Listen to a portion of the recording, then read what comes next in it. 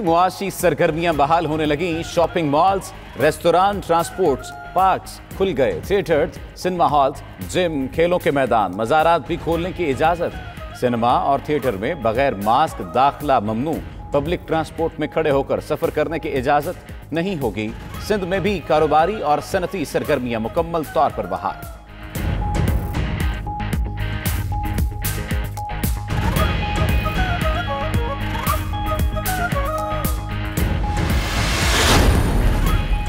लाहौर के मुख्तलिफ इलाकों में बारिश। Gulberg, model town, Faisal town और टाउनशिप में तेज बारिश। Airport, Islampura, Lakshmi Chowk, Johar town, Raiwind road और मुल्हिका इलाकों में भी बादल खुल के बरसे।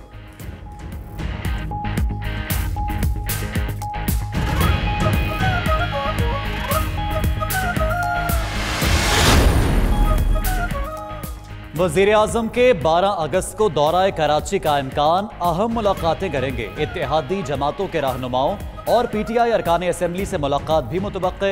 इमरान खान कराची में जारी विफाकी मंसूबों और दीगर मसाइल पर हुकाम से ब्रीफिंग लेंगे।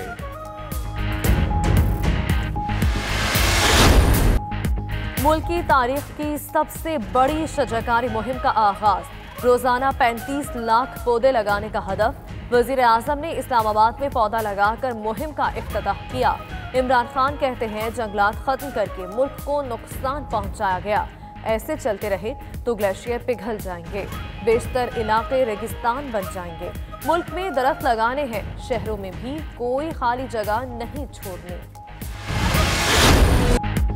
जिम्मेदार पाकिस्तानी होने का सबूत। वजीर आजम की अपील पर शहरियों की शजरकारी मुहिम में भरपूर शिरकत।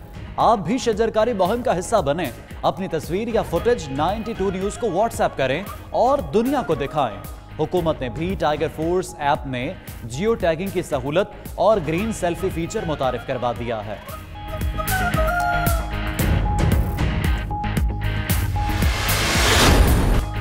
इंग्लैंड के खिलाफ टेस्ट सीरीज। कौमी टीम आज मैनचेस्टर से साउथहैम्पटन रवाना होगी। पाकिस्तान और इंग्लैंड के दरमियान दूसरा टेस्ट 13 अगस्त से खेला जाएगा। मेजबान टीम को 3 टेस्ट मैचों की सीरीज में 1-0 की बर्तरी हासिल है।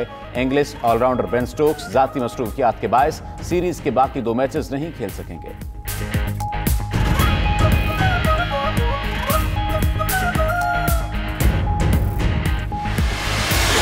सिंगापुर का 55वां यौम आज़ादी शायाने शान तरीके से मनाया गया। शानदार मुजाहरा, शहरियों की बड़ी तादाद ने परेड देखी।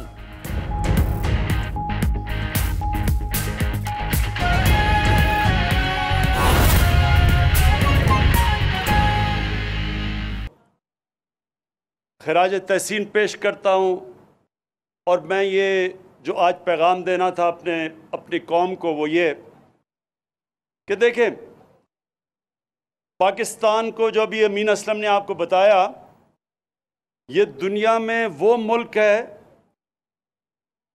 जिधर जो मौसम तब्दील हो रहा है, यानी कि क्लाइमेट चेंज, जो गर्मी बढ़ती जा रही है दुनिया में, पाकिस्तान वो मुल्क है जो कि 5 या 8 नंबर पे सबसे ज़्यादा इस मौसम की तब्दीली से मुतासर है।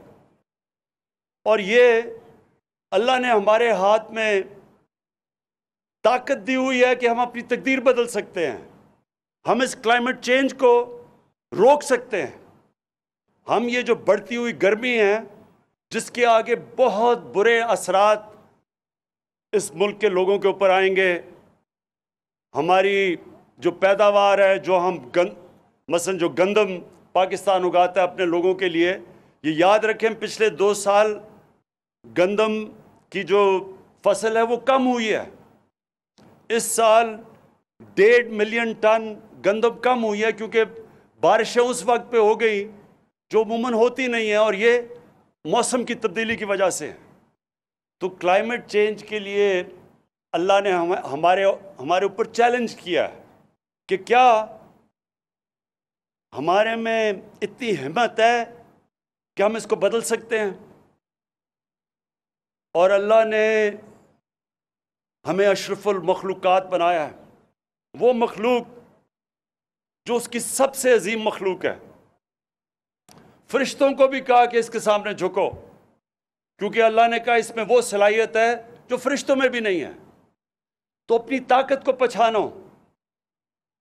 ये जो हमने अपने मुल्क की तबाही की है, अपने जंगलात ख़त्म करके, अपने दरख्त काट के, उसका ये नुकसान है कि आज पाकिस्तान अगर इसी रास्ते पे चलता रहा तो आगे ये जो हमारे ग्लेशियर हैं, जिधर से दरियाओं में पानी आता है 80% पानी तो ये ग्लेशियर से आता है जो पहाड़ों पे है। तो अगर ये गर्मी बढ़ती रही, ये ग्लेशियर पिघलते रहे, दरियाओं में कम पानी जाएगा और इसका नतीजा आगे हमारे कई इलाके रेगिस्तान बन जाएंगे, यहाँ भूख और इफलास होगा। इसलिए मैं अपनी आज कौम को कहना चाहता हूँ कि ये हम सब की जिम्मेदारी है, अपने आने वाली नस्लों के लिए, अपने बच्चों के लिए, कि क्या हमारे में इतनी हिम्मत है कि हम इसको बदल सकते हैं।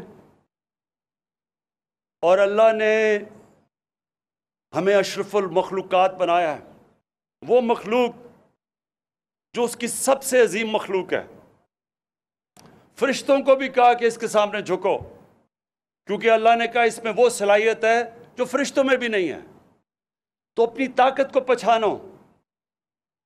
ये जो हमने अपने मुल्क की तबाही की है, अपने जंगलात ख़त्म करके, अपने दरख्त काट के, उसका ये नुकसान है कि आज पाकिस्तान अगर इसी रास्ते पे चलता रहा तो आगे ये जो हमारे ग्लेशियर हैं, जिधर से दरियाओं में पानी आता है 80% पानी तो ये ग्लेशियर से आता है जो पहाड़ों पे है।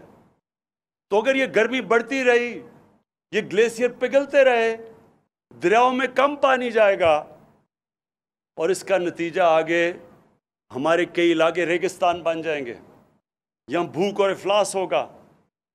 इसलिए मैं अपनी आज कौम को कहना चाहता हूँ कि ये हम सब की जिम्मेदारी है, अपने आने वाली नस्लों के लिए, अपने बच्चों के लिए।